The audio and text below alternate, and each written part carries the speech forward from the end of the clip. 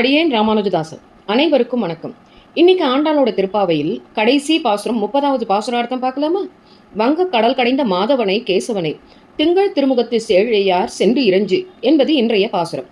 நேற்று வரை ஆண்டாள் தன்னை ஆய்ச்சி பெண்ணாக பாவித்து வடபெரும் கோவிலுடையானையே கண்ணனாக ஏற்று திருமுக்கலத்தையே யமுனை நதியாக கொண்டும் ஸ்ரீவில்லிபுத்தூரை ஆயர்பாடியாக அனுபவித்தும் 29 பாசுரங்களை பாடி அருளினாள். ஆயர்குல பெண்கள் தங்கள் மனதாலும் செயலாலும் சொல்லாலும் செய்து காட்டியதை ஆண்டாள் தான் மானசீகமாக செய்ததை நாம் குறைந்தபட்சம் மார்கழி மாதமாவது விடியற்காலை எழுந்து அவள் பாடிய பாமாலையை பாடி எம்பெருமானை கிட்ட வேண்டும் என்பதே கோதை நாச்சியாரின் திருவுள்ளம். ஆகையால் தான் அவள் பூமாலை சூடிக் கொடுத்ததோடு நில்லாமல் நமக்காக பாமாலையும் தந்தருளியிருக்கிறாள். எம்பெருமானின் திருநாமங்களை வாயால் சதா சர்வகாலமும் சொல்லிக்கொண்டே இருக்க வேண்டும் என்பதையே திருப்பாவையில் எம்பெருமானின் நாமங்களை ஆங்காங்கே 3 முறை வரும்படி பாடியிருக்கிறாள்.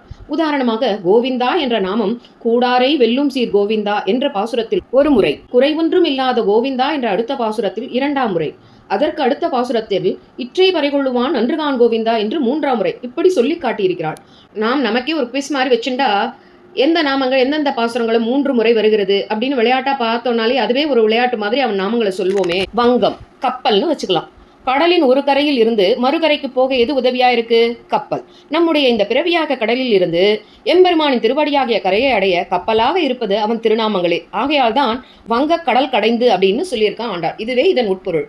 பார்க்கடலை கடைந்த பொழுது வந்த பெண்ணமுதாகிய பிராட்டியை தன் நெஞ்சமதில் ஏற்றுக்கொண்டவனாகிய மாதவனே, கேசி என்ற அரக்கனை அழித்த அழகான கேசத்தை உடைய கேசவனே, சந்திரனை ஒத்த முகத்தை உடைய ஆய்ச்சிக்குள்ள பெண்கள் நோன்பிருந்து உன்னிடம் கைங்கரியம் என்ற பறையை பெற்றனரே, அதையே வில்லிபுத்தூர் பட்டபிரானின் மகளாகிய கோதை தன் கைகளில் பூமாலையை ஏந்தி கொண்டு பாடிய இந்த 30 பாசுரங்களையும் சொல்பவர்கள் சிவந்த தாமரை போன்ற கண்களை உடைய செல்வத்துக்கெல்லாம் அதிபதியாகிய அந்த எம்பெருமானின் அருளை பெற்று செல்வங்களை பெற்று மகிழ்ச்சியுடன் இருப்பர் என்று 30 பாசுரங்களையும் தினமும் சொல்பவர்கள் பெறும் பயனை இந்த கடைசி பாசுரத்தில் நாம் பெறக்கூடிய பயனை சொல்கிறாள் ஆண்டாள். திருப்பாவை மார்கழியில் மட்டும் அல்லாது தினமும் சொல்வதே நல்லது. ஆகையால் தான் திருப்பாவை வேதம் அனைத்துக்கும் வித்து அப்படின்னு சொல்றா.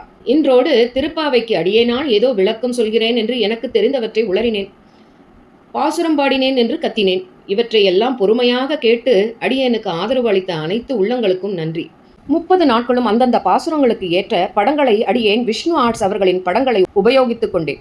அந்த மங்கைக்கும் அடியேனின் கோடானு கோடு நன்றி. மேலும் அந்த எம்பெருமானின் அருள் இல்லையானால் அடியேனால் இவ்வாறு ஒரு நிகழ்ச்சியை செய்திருக்க முடியாது.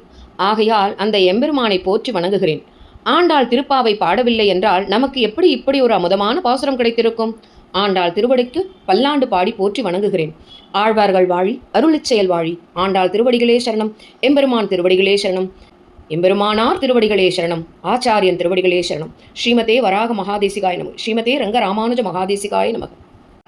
வங்க கடல் கடைந்த மாதவனை கேசவனை திங்கள் திருமுகத்து சேழையா சென்றிரஞ்சி அங்க பறை கொண்ட ஆற்றை அணி புதுவை பைங்கமல தண்டரியல் பட்டர் பிரான் கோதை சொன்ன சங்க தமிழ் மாலை 30ம் தப்பாமே இங்கு இப்பரிசுரைப்பார் ஈரிரண்டு மால்வரை தோள் செங்கண் திருமுகத்து செல்வ திருமாலான் எங்கும் திருவருள் பெற்று யான் ஒருவரும் பாவாய். திருவாடி பூரத்து ஜகத்துதித்தாள் வாழியே, திருப்பாவை 30ம் செப்பினாள் வாழியே, பெரியாழ்வார் பெற்றெடுத்த பெண் பிள்ளை வாழியே, பெரும்பூதூர் மாமுனிக்கு பின்னானாள் வாழியே, 143 உரைத்தாள் வாழியே, உயரரங்கற்கே கண்ணி உகந்தளித்தாள் வாழியே, மறுவாரும் திருமள்ளி வளநாடி வாழியே, வன்புதுவை நகர் கோதை மலர்பதங்கள் வாழியே.